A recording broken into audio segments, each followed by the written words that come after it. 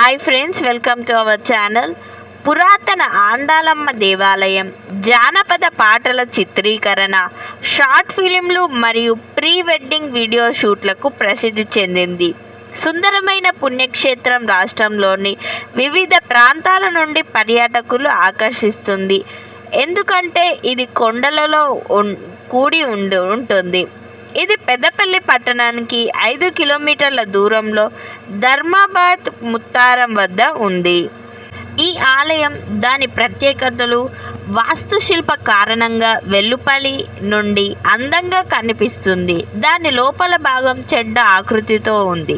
స్థానికుల కథనం ప్రకారం ముత్తారం ధర్మాబాద్, కనగర్తి మరియు కాసులపల్లి గ్రామాలతో సహా సమీప ప్రాంతాలను పాలించే అప్పటి స్థానిక భూస్వామి ఎర్రబాటి నరసింగారావు సుమారు 300 సంవత్సరాల